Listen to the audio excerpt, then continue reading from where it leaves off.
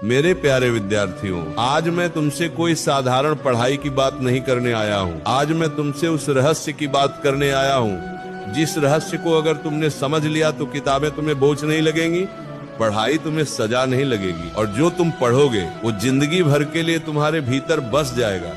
आज का प्रश्न बहुत छोटा है लेकिन इसका उत्तर बहुत गहरा है। किस समय पढ़ने से पढ़ा हुआ कभी नहीं भूलता। ध्यान से सुनना, क्योंकि आज जो बात मैं कहने जा रहा हूँ वो सिर्फ परीक्षा पास करने की नहीं है, वो तुम्हारा भविष्य बनाने की बात है। याद रखने की शक्ति किताबों में नहीं, मन की अवस्था में होती है। बच्चों, अधिकांश विद्यार्थी ये गलती करते हैं कि वो सोचते हैं अगर मैं ज्यादा घंटे पढ़ लूं तो याद हो जाएगा। लेकिन मैं तुमसे पूछता हूँ, क्या कभी ऐसा नहीं हुआ कि तुमने 5 घंटे पढ़ा और अगले दिन सब भूल गए?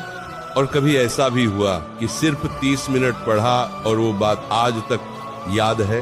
तो फिर सवाल ये नहीं है कि कितनी देर पढ़ा, सवाल ये है कि किस अवस्था में पढ़ा। याद रखना बेटा, दिमाग तब सीखता है जब मन शांत होता है। याद तब बनती है जब अहंकार नहीं होता। ज्ञान तब उतरता है जब भीतर शांति होती है। ब्रह्म मुहूर्त, वो समय जब दिमाग सबसे पवित्र होता है। अब मैं तुम्हें वो समय बताता हूँ जिसे हमारे शास्त्रों ने, हमारे ऋषियों ने और आज का विज्ञान भी मानता है, ब्रह्म मुहूर्त। ब्रह्म मुहूर्त क्या है? सूर्योदय से लगभग 2 घंटे पहले का समय। इस समय हवा शुद्ध होती है, मन शांत होता है, मोबाइल की दुनिया सो रही होती है, शोर नहीं होता, तुलना नहीं होती, अहंकार सोया होता है। बेटा, इस समय जो पढ़ाई की जाती है वो सीधी स्मृति में नहीं, संस्कार में चली जाती है। जो ज्ञान संस्कार बन जाए उसे कोई मिटा नहीं सकता। सुबह की पढ़ाई और रात की पढ़ाई में फर्क। अब ध्यान से सुनो, बहुत ध्यान से। रात में पढ़ने वाला विद्यार्थी दिन भर की थकान लेकर पढ़ता है। उसके मन में डर होता है, तनाव होता है, तुलना होती है, मजबूरी होती है। लेकिन सुबह पढ़ने वाला विद्यार्थी खाली मन लेकर बैठता है, किसी से आगे पीछे होने का डर नहीं, मन में शांति, दिमाग ताजा। इसलिए सुबह की 2 घंटे की पढ़ाई रात की 6 घंटे की पढ़ाई से ज्यादा शक्तिशाली होती है। वो सबसे खतरनाक गलती जो याददाश्त खा जाती है। बेटा, अगर तुम्हें शिकायत है कि तुम्हें याद नहीं रहता तो पहले ये देखो, क्या तुम पढ़ते समय मोबाइल पास रखते हो, बार बार नोटिफिकेशन देखते हो?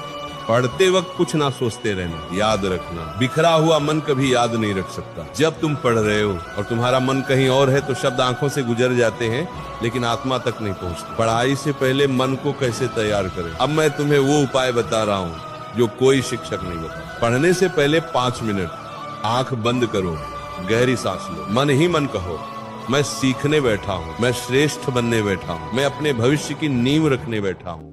जब मन ये स्वीकार कर लेता है तब पढ़ा हुआ सीधे भीतर उतरता है। याद रखने का नियम समझो, रटो मत।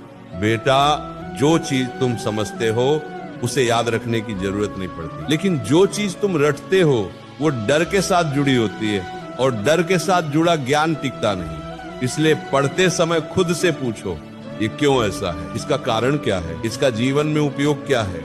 जब प्रश्न पैदा होता है तो स्मृति अपने आप मजबूत होती है। निरंतरता, रोज थोड़ा लेकिन रोज याद रखना। ज्ञान का सबसे बड़ा शत्रु है असंतुलन। आज 10 घंटे पढ़ा, कल बिल्कुल नहीं, ऐसी पढ़ाई कभी स्थायी नहीं होती। लेकिन जो विद्यार्थी रोज 2 घंटे एक ही समय एक ही जगह पढ़ता है, उसका दिमाग खुद उस समय सीखने के लिए तैयार हो जाता है। अब मेरी आखिरी बात सुन लो और इसे मजाक मत समझो। जो विद्यार्थी आज कहता है कल पढ़ लूंगा, वही कल कहता है काश उस समय पढ़ लिया होता। समय किसी का इंतजार नहीं करता।